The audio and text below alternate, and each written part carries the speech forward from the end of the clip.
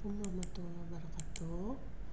Pada kesempatan ini kita akan sharing mengenai evaluasi bisnis ya. Saya Marina Artiasa dari Teknologi Universitas Nusa Putra. Oke.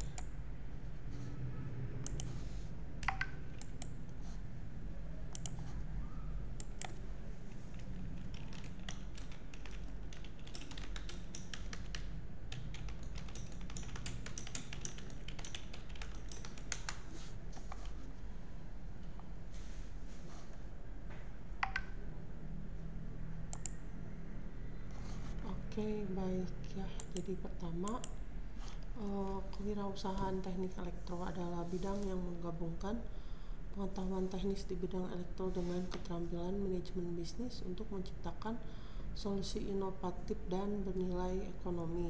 Dalam prakteknya, evaluasi bisnis menjadi langkah penting untuk memastikan bahwa ide atau proyek yang dikembangkan layak secara finansial, operasional, dan strategis ya. Jadi evaluasi ini membantu pengusaha teknik elektro membuat keputusan berdasarkan data dan analisis yang mendalam ya. Jadi evaluasi bisnis ini proses sistematis untuk menilai kelayakan dan potensi suatu ide bisnis sebelum diimplementasikan. Nah, ini kata Drucker tahun 85 ya. Nah, ini gambar ibu ya pakai AI. Nah, terus kenapa evaluasi bisnis penting?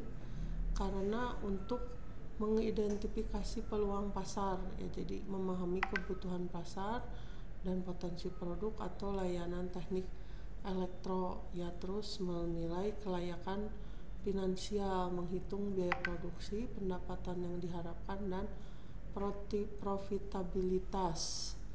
Kemudian meminimalkan risiko, mengidentifikasi risiko teknis, operasional, dan pasar, serta merancang strategi mitigasi ya. Terus meningkatkan efisiensi operasional, memastikan bahwa sumber daya digunakan secara optimal. Kemudian mendukung pengambilan keputusan, memberikan dasar yang kuat untuk membuat keputusan strategis ya. Jadi ini pentingnya evaluasi bisnis ya. Langkah-langkahnya yaitu satu, analisis pasar. Jadi analisis pasar membantu Anda memahami siapa pelanggan Anda dan bagaimana produk Anda dapat memenuhi kebutuhan mereka. Contohnya misalnya Anda ingin membangun startup yang menjual lampu LED hemat energi berbasis IoT. Nah, kita perlu mengidentifikasi target pasar ya, misalnya rumah tangga modern dan gedung perkantoran yang peduli terhadap efisiensi energi ya. Jadi di sini kita kasih orang yang ngerti ya. Terus studi kompetitor, perusahaan seperti Philips Hue dan Xiaomi sudah ada di pasar. Nah, kita analisis apa kelebihan dan kekurangan mereka ya. Jadi kita bisa beli produknya atau cari review, cari kelebihan dan kekurangan mereka. Terus tren industri ya, tren hijau dan smart home sedang berkembang pesat ya. Jadi cocok ya kalau kita bikin lampu hemat energi. Terus segmentasi pasar, kita fokus pada konsumen urban yang memiliki daya beli tinggi ya. Nggak mungkin kita jual harga yang agak mahal untuk penduduk di daerah desa yang daya belinya rendah gitu ya. Kalau orang yang di kota yang punya penghasilan tinggi, mungkin dia rela mengeluarkan uang lebih banyak tapi untuk hasil yang maksimal ya. Jadi pemahaman mendalam tentang pasar adalah kunci menciptakan nilai tambah bagi pelanggan ya. Jadi buat pelanggan tertentu ini adalah nilai tambah walaupun mereka harus mengeluarkan uang lebih banyak ya. Ini kata Kotler dan Keller 2016. Terus analisis teknis ya. Analisis teknik bertujuan memastikan bahwa produk Anda dapat diproduksi dan berfungsi dengan baik. Inovasi produk ya. Jadi lampu LED IoT Anda memiliki fitur pemantauan konsumsi energi melalui aplikasi smartphone misalnya ya. Mungkin bisa nyambung lewat Bluetooth ya atau IoT gitu ya. Kapasitas produksi, Anda memperkirakan dapat memproduksi 1000 unit per bulan pada tahun pertama ya. Terus riset dan pengembangan R&D, biaya pengembangan teknologi IoT diperkirakan 200 juta ya. Jadi kita pertama mungkin bikin prototipe ya, terus mungkin berapa kali sampai mendapatkan sesuai yang diinginkan ya, kurang lebih. Terus standar dan regulasi, pastikan produk memenuhi standar efisiensi energi dan keamanan listrik ya. Jadi kita harus standar yang berlaku apa dan regulasinya sesuai dengan alat yang kita produksi ya. Terus analisis finansial, analisis finansial membantu Anda memahami apakah bisnis Anda akan menguntungkan. Nah, misalnya proyeksi biaya bahan baku 100.000 per unit, biaya tenaga kerja misalnya 50.000 per unit, biaya operasional lainnya 30.000 per unit, proyeksi pendapatan harga jual 300.000 per unit. Break even analysis, jika total biaya tetap adalah 100 juta, Anda perlu menjual 1000 unit untuk mencapai titik impas atau break even point ya. Terus return on investment ROI, investasi awal 500 juta diharapkan kembali dalam 2 tahun. Keberhasilan bisnis seringkali bergantung pada kemampuan untuk mengelola anggaran secara efektif. Nah, ini menurut Brigham and Houston 2019 ya. Nah, jadi keuangan itu sangatlah penting ya. Terus ada analisis resiko, membantu Anda mengidentifikasi potensi masalah dan cara mengatasinya. Risiko teknis, sensor IoT mungkin gagal bekerja dalam kondisi tertentu ya. Jadi kita harus pas research and development itu paham mengenai risiko teknis ini, dia bagusnya gimana, gagalnya gimana ya.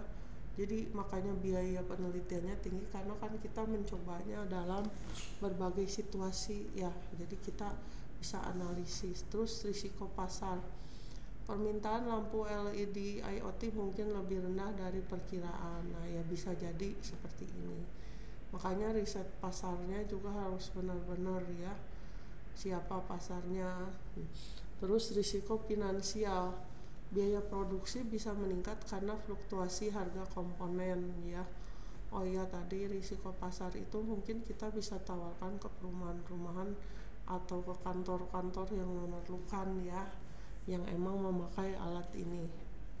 Risiko hukum, pelanggaran hak paten teknologi IoT ya. Makanya secara regulasi kita harus membuat hak paten ya. Jadi kan mungkin ada yang punya hak paten sebelumnya, kita kalau udah ketemu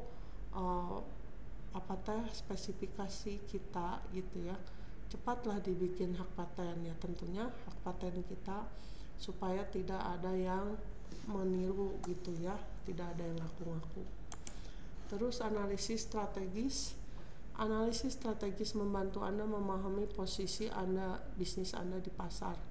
Keunggulan kompetitif, fitur pemantauan energi real time yang tidak dimiliki oleh pesaing ya. Jadi ini nilai lebih kita. Strategi pemasaran, gunakan media sosial dan pameran teknologi untuk pemasaran, mempromosikan produk ya. Jadi sekarang media sosial itu kita bisa mempromosikan ya. Terus pameran teknologi juga kita bisa memperkenalkan dan demo gitu ya. Rencana ekspansi, tambahkan produk baru seperti saklar pintar atau sistem keamanan rumah ya. Jadi mungkin bisa di dalam satu paket gitu ya, dan sekaligus bisa aja dengan pemasangan dan garansi ya, supaya lebih menarik ya. Nah, di sini ada SWOT analisis. SWOT adalah alat sederhana namun efektif untuk mengevaluasi posisi bisnis Anda. Strength atau kekuatan, teknologi IoT inovatif. Weakness, kelemahan, modal awal terbatas. Terus kekuatannya tim ahli teknik elektro ya. Terus weaknessnya brand awareness masih rendah ya. Jadi kita belum terkenal gitu ya. Terus opportunities, peluang tren smart home meningkat. Nah ini peluang kita ya ke depannya. Terus dukungan pemerintah untuk teknologi hijau ya. Jadi pemerintah juga mendukung untuk green energy. Terus threat, ancaman persaingan ketat ya. Ini terutama dari produk yang lebih ada terdahulu. Jadi kita harus tahu supaya orang membeli, kira-kira kita harus tambahkan apa ya, modifikasinya, inovasinya. Terus ancamannya fluktuasi harga komponen ya. Jadi kita harus dapat harga yang murah tapi bagus ya supaya bisa bersaing. Terus kemudian bisnis model kanvas. Bisnis model kanvas adalah alat visual untuk merancang model bisnis Anda. Di sini ada segmen pelanggan, rumah tangga modern dan gedung perkantoran ya. Tentu saja ya. Terus nilai proposisi, lampu LED hemat energi dengan pemantauan IoT ya, karena IoT kan sekarang udah umum ya. Kalau LED hemat energi emang sekarang green energy lagi tren ya. Terus saluran distribusi, penjualan online dan offline melalui toko elektronik ya. Jadi seperti tadi TikTok atau di Instagram, di Facebook ya. Terus di grup WA mungkin ya, atau banyak lagi ya. Terus hubungkan pelanggan, layanan pelanggan 24 jam 7 hari melalui aplikasi ya. Jadi bisa kita menerapkan ini. Jadi kalau ada orang bertanya atau tertarik, jangan sampai nggak ada orang gitu ya. Atau bisa otomatis juga ya, kita bikin secara otomatis. Sumber pendapatan, penjualan produk dan langganan layanan IoT ya. Nah jadi ada langganan layanan IoT-nya kita sediakan juga ya. Terus sumber daya utama, tim research and development, pabrik dan mitra distribusi ya. Jadi penelitian harus berjalan terus pabrik dan distribusi ya untuk menyebarkan mitra-mitra. Aktivitas utama, produksi, pemasaran dan pengembangan teknologi ya. Terus mitra kunci, pemasok komponen elektronik dan distributor. Struktur biaya yaitu ada biaya produksi, ada biaya operasional dan ada biaya pemasaran ya. Jadi semuanya harus dihitung ya supaya enggak rugi ya. Kalau rugi kasihan juga. Nah, di sini ada financial modeling, gunakan spreadsheet untuk membuat proyeksi keuangan. Nah, ini penjualan unit misalnya tahun 1 kita perkirakan 1000, tahun kedua 2000, tahun ketiga 3000. Pendapatan misalnya 300, 600, 900. Biaya produksi 200, 400, 600. Kemudian laba bersih 100, 200, 300 juta ya. Jadi meningkat terus tergantung kepada penjualan. Ya, di sini contoh kasus ya. Nah, tadi udah di ini ya, di bawah ya. Nah, kesimpulan, evaluasi bisnis langkah penting dalam kewirausahaan teknik elektro. Dengan melakukan evaluasi secara menyeluruh, pengusaha dapat mengidentifikasi peluang, mengelola risiko dan memastikan keberlanjutan bisnis. Alat seperti SWOT ya, analisis seperti tadi kita lakukan, bisnis model kanvas dan financial modeling dapat membantu dalam proses ini. Sebagai calon wirausaha teknik elektro, penting untuk selalu menggabungkan pengetahuan teknis dengan pemahaman bisnis untuk menciptakan inovasi yang bernilai tinggi ya. Ya, jadi keberhasilan bisnis bukan hanya tentang ide besar, tapi juga tentang eksekusi yang tepat. Jadi Osterwalder dan Pina 2010 ya. Ini referensi ya. Di sini ada dari Drucker, Innovation and Entrepreneurship, Kotler Keller, Marketing Management, Brigham and Houston, Fundamental Financial Management, Osterwalder, Pigner, Business Model Generation.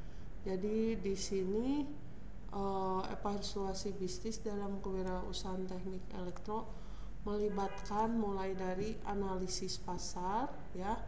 Udah kita analisis pasar, baru ke teknis, financial, risiko dan strategis menggunakan SWOT analisis, business model canvas dan financial modeling untuk memastikan keberlanjutan dan keberhasilan bisnis.